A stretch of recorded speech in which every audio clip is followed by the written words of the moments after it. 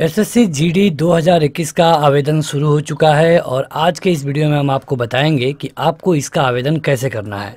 उससे पहले वीडियो को लाइक और शेयर जरूर कर दें। इस वीडियो को लाइक करने के साथ चैनल को जरूर सब्सक्राइब करें। उसके बाद बेल आइकन दबाएं, उसमें ऑल सेलेक्ट करें इसी तरह की बेहतरीन वीडियो सबसे पहले पाने के लिए। आपको आ जाना होगा सरकारी रिजल्ट hd.com पे। हालांकि डायरेक्ट लिंक हमने वीडियो के डिस्क्रिप्शन में दे दिया है, वहां पर क्लिक करके भी आप इस पेज पे आ सकते हैं। यहां आपको जॉब वाले में पहले नंबर पे जीडी कांस्टेबल की ये भर्ती दिखेगी। यहां पे क्लिक करने के बाद आपके सामने कुछ इस तरह का पेज होगा।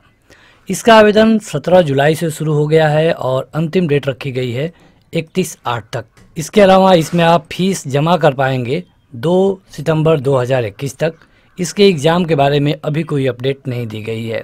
जनरल, ओबीसी और ईडब्ल्यूएस केवल 100 रुपये देकर इसका आवेदन कर पाएंगे।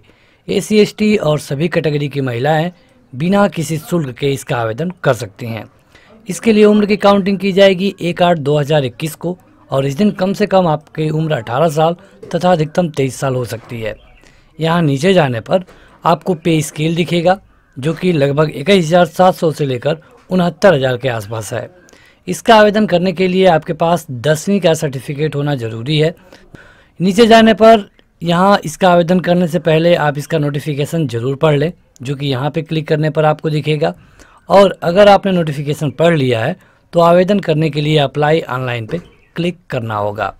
अब अगर अभी तक आपने एसएससी का कोई भी फार्म नहीं भरा है, मतलब एमटीएस, सीएचएसएल, सीजीएल, सीपीओ, अगर आपने कोई भी फार्म नहीं भरा है तो आपको न्यू यूजर पे जाना होगा, यानी कि पहले रजिस्टर करना होगा। लेकिन अगर आपने किसी भी वैकेंसी का फार्म पिछले 2 साल में भरा होगा तो आपके पास एक रजिस्ट्रेशन नंबर और एक पासवर्ड जरूर होगा। बाय द वे, आप में से ढेर सारे लोग ऐसे होंगे जिनका पासवर्ड भूल चुका होगा, तो इस तरह की कंडीशन में आपको फॉरगेट पासवर्ड पे जाना होगा। फॉरगेट पासवर्ड पे जाने के बाद यहाँ से आपको अपना स्टेट सेलेक्ट करना होगा। स्टेट सेलेक्ट करने के बाद आपको अपना ईमेल आईडी देना है, जिस ईमेल आईडी से आप इसका आवेदन किए थे। इसके बाद नीचे मोबाइल नंबर दे सकते हैं या फिर दोनों में से कोई एक। ये करने के बाद आपको नीचे एक ऑप्शन मिलेगा सेंड का, वहाँ पे आपको क्लिक करना होगा सबमिट का। तो आप देखेंगे कि आपके मोबाइल नंबर पर और ईमेल पर एक ओटीपी गई है। दोनों में से कोई भी एक ओटीपी यहाँ पे इंटर करके और ये कैप्चा कोड यहाँ इंटर करके सबमिट कर देंगे तो आपके मोबाइल पर और ईमेल पर आपका पासवर्ड और रजिस्ट्रेशन नंबर मिल जाएगा। एक बार जब आपको आपका पासवर्ड और रजिस्ट्रेशन नंबर मिल जाए तो फिर से आपको यहाँ आकर के क्लिक करना है और उसी रजिस्ट्रेशन नंबर को यहाँ इंटर करना पड़ेगा और पासवर्ड को यहाँ पे और इस कैप्चा कोड को यहाँ पे। बाय द वे, अगर आप पहली बार एसएससी का आवेदन कर रहे हैं तो आपको रजिस्ट्रेशन करना होता है और इसके लिए आपको यहाँ पे क्लिक करना होगा। इस बेसिक डिटेल में सबसे पहले नंबर पे भरना है कि क्या आपके पास आधार है। तो अगर है तो आपको यहाँ पे यस नो में से यस कर देना होगा। यहाँ पे जब आप यस करेंगे तो यहाँ पे आपसे आधार नंबर भरना होगा। यहाँ पे आपको फिर से आधार नंबर को भरना होगा वेरीफाई आधार नंबर में। उसके बाद आपको जब आप आधार कार्ड दे देंगे तो आपको अपनी कोई भी आईडी नहीं देनी है आधार कार्ड के अलावा। अगर आप आधार कार्ड नहीं देते हैं यहाँ पे तो आपको कोई ना कोई आईडी देनी पड़ेगी, जैसे कि driving licence, PAN card, passport, school ID या फिर कॉलेज आईडी या फिर वोटर आईडी। तो अगर आपके पास आधार है तो आप यहाँ से यस करके आधार को इन दोनों जगहों पे भर दीजिए। यहाँ पे जब आप नीचे जाएंगे तो आपको भरना पड़ेगा अपना नेम। यहाँ पे आपको नेम भरना है 2A में, फिर 2B में आपको वही नेम दोबारा भरना होगा। नीचे जाने पर आपसे पूछा जाता है कि क्या आपने कभी अपना नाम चेंज किया है। तो आप अगर आपने किया है तो अगर आप हाँ करेंगे तो आपको जो नाम पहले था उसे यहाँ पे भरना पड़ेगा, अगर नहीं तो यहाँ पे कुछ नहीं भरना है। नीचे जाने पे भरना है फादर नेम। आपको फादर नेम उसी तरह से भरना है जिस तरह आपके 10th के सर्टिफिकेट में आपके फादर का नाम लिखा गया है। यहाँ पे फिर वेरीफाई फादर नेम में फिर से वही भरना पड़ेगा और मदर नेम में आपको अपने माताजी का नाम भरना है, सेम वही जो कि आपके हाई स्कूल के सर्टिफिकेट में है।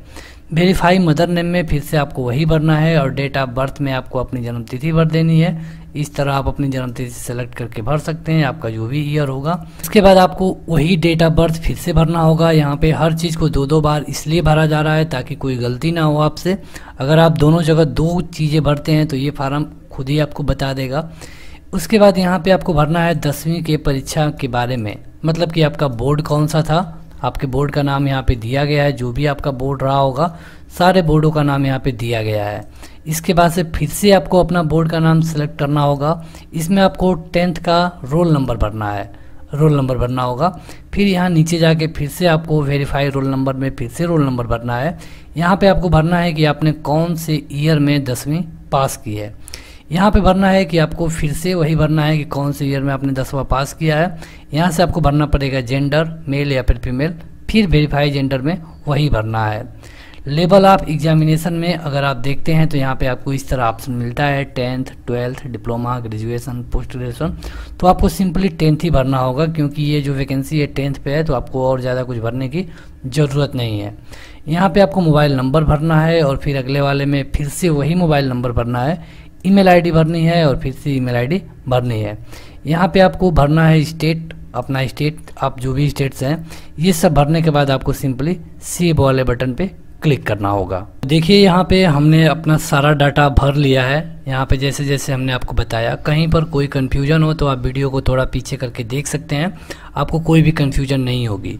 यहाँ पे जाने के बाद आपको यहाँ से सेव, रीसेट और क्लोज 3 बटन मिलेंगे। आपको सिंपली सेव वाले बटन पे क्लिक करना होगा।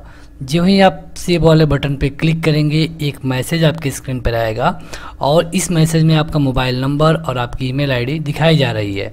बताया जा रहा है कि आपको अपना मोबाइल नंबर और ईमेल आईडी पे OTP मिलेगी, तो इसे कंफर्म करिए कि क्या ये सही है।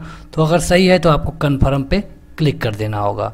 जो ही आप कंफर्म वाले बटन पे क्लिक करेंगे ये कहता है कि यहाँ पे आपका बेसिक डिटेल भर लिया गया है और 14 दिनों के अंदर आपको अपना फार्म भरना होगा। अगर आप नहीं भरते हैं तो 14 दिनों के बाद ये आपका जो बेसिक डिटेल है ये डिलीट कर दिया जाएगा। यहाँ पे जो ही आप क्लोज वाला बटन दबाएंगे आपके सामने आपका जो रजिस्ट्रेशन नंबर है उसका मैसेज मिल जाएगा। हालांकि ये मैसेज आपको आपके मेल पर भी मिल गया होगा और इसके साथ साथ ही आपके मोबाइल पर भी। जो मोबाइल पर आपको आपका मैसेज मिलेगा वहाँ पे आपको एक पासवर्ड भी मिलता है। तो यहाँ पे आपको दिए गए ओके वाले बटन पे ओके करना। रजिस्ट्रेशन हो जाने के बाद यहाँ पे रजिस्ट्रेशन नंबर, यहाँ पे पासवर्ड और ये कैप्चा कोड यहाँ पे इंटर करना होगा। ये सब इंटर करने के बाद आपको लॉगिन करना है। आपका पेज कुछ इस तरह से दिखेगा। इसमें आपको रजिस्ट्रेशन के बाद ऑटोमेटिक ये वाला फार्म दिखने लगेगा, मतलब GD वाला। यहाँ पे जितने भी फार्म इस समय हो रहे होंगे वो ऑटोमेटिक यहाँ पे दिखने लगेंगे। जो फार्म का आवेदन आपने पहले से कर लिया है उनको यहाँ से जाकर आप प्रिंट आउट भी कर पाएंगे। यहाँ पे GD वाले के सामने अब आपको अप्लाई करना है। यहाँ पे अप्लाई करने से पहले मेक श्योर कि आपने इसका नोटिफिकेशन पढ़ लिया है। अप्लाई करिए। अप्लाई करने पर आप देखेंगे कि आपका नाम, date of birth, father name automatic भर चुका है। अगर इनमें से अगर आप कुछ चेंज करना चाहेंगे तो वो सर्विसमैन वाला चेंज कर सकते हैं, या फिर नीचे जाने पर आप ये बता सकते हैं कि क्या आपको उम्र में छूट चाहिए। अगर चाहिए तो आप हाँ कर सकते हैं, नहीं चाहिए तो नो कर सकते हैं। इसके अलावा आप ये भी बता सकते हैं कि क्या आपने NCC किया है। अगर किया है तो यस करिए, नहीं तो नो करिए। बाकी सारी डिटेल ऑटोमेटिक रजिस्ट्रेशन से यहाँ पे फिल कर ली गई हैं। यहाँ पे आपको एग्जामिनेशन सेंटर पे जाना होगा। तीनों भरने के बाद आपको बताना होगा कि आप कौन से स्टेट में रहते हैं। इसके बाद फिर से उसे कंफर्म करने के लिए दोबारा भरना होगा। उसके बाद नीचे जाने पर आपसे डिस्ट्रिक्ट भरने को बोला जाएगा और डिस्ट्रिक्ट को एक बार और कंफर्म करना होगा। यहाँ पे 20 नंबर में पूछा जाएगा कि क्या आप कहीं से माइग्रेट होकर यहाँ पे आए हैं। तो अगर हाँ तो यस करिए, अगर नहीं तो आप नो कर सकते हैं। नीचे जाने पर आपको यहाँ से प्रेफरेंस देना होगा। प्रेफरेंस में जैसे कि कई सारे पोस्ट हैं और उनका प्रेफरेंस यहाँ पे देना होता है। यहाँ पे आपको क्लिक करना होगा और यहाँ पे आपको जो भी पोस्ट का आवेदन पहले करना है उसका कोड आपको पहले लिखना होगा। जैसे अगर आप ITBP के लिए पहले आवेदन करना चाहते हैं तो पहले E लिखिए।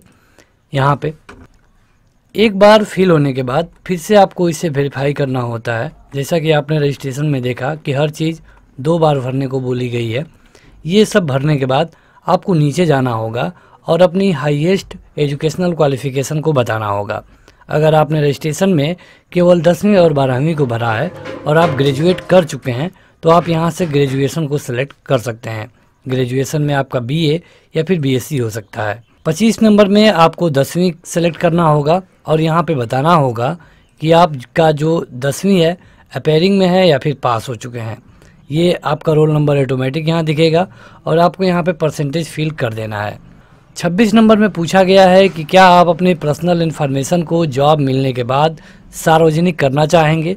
तो हाँ तो यस करिए, नहीं तो नो करिए, कोई फ़र्क नहीं पड़ता है। यहाँ पे आपको अपना एड्रेस मिलाने का एक मौका मिलेगा और नीचे जा कर के फ़ोटो और सिग्नेचर अपलोड करना है। यहाँ पे हमने 8.2 को ओपन कर लिया है और यहाँ पे साफ साफ कहा गया है कि आपका फ़ोटोग्राफ JPEG फॉर्मेट में होना चाहिए, 20 से 50 KB के अंदर होना चाहिए। यहाँ पे ये 3 महीने से पुराना नहीं होना चाहिए। इसके अलावा फ़ोटोग्राफ पे आपका डेट, जो प्रिंटेड डेट है, ये होना ज़रूरी है। अगर ये नहीं होगा तो आपका फार्म रिजेक्ट कर दिया जाएगा। यहाँ पे फ़ोटोग्राफ विदाउट कैप और विदाउट चश्मे के होना चाहिए, दोनों कान दिखने ज़रूरी हैं। तो ये आपको फॉलो करना है फ़ोटो में। तो यहाँ पे आप देख सकते हैं कि जो फ़ोटो हमने अपलोड किया है यहाँ पे डेट लिखा गया है 1/7/2021। उसी तरह जो सिग्नेचर होगा ये 10 से 20 KB का होना ज़रूरी है, यानी कि 10 से 20 KB के अंदर। यहाँ पे 29 नंबर में बताना है कि आपका फ़ोटोग्राफ कब लिया गया है। जो फ़ोटोग्राफ पे डेट होगी आपको यहाँ पे लिख देना है। ध्यान रखिए ये 3 महीने से पुराना नहीं होना चाहिए। यहाँ पे 30 नंबर में कहा गया है कि क्या आपने जो डेट लिखा है ये फ़ोटो पे दिख रहा है, तो आप इसे यस कर देंगे।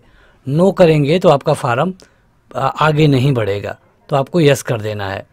नीचे जा कर के ये captcha code same to same यहाँ पे इंटर करना होगा। कैप्चा कोड इंटर करने के बाद आपको प्रीव्यू करना है ताकि आप अपने फार्म को एक बार देख पाए। अगर आपका फार्म पूरी तरह से सही है तो नीचे जा कर के आप यहाँ पे सबमिट कर सकते हैं। सबमिट करेंगे, अगर आप फीमेल नहीं हैं या फिर OBC जनरल हैं तो आपको 100 रुपये का पेमेंट करना होगा। लेकिन यहाँ पे जो हमने फार्म ओपन किया था ये फीमेल का था, तो ये फार्म कंप्लीट हो चुका है और आप ओके कर सकते हैं। और बाद में यहाँ से प्रिंट करेंगे तो वो आपका जो फार्म है कुछ इस तरह से भर करके प्रिंट आउट मिल जाएगा। तो आज के इस वीडियो में इतना ही। अगर आपका कोई सवाल है तो कमेंट करके पूछ सकते हैं।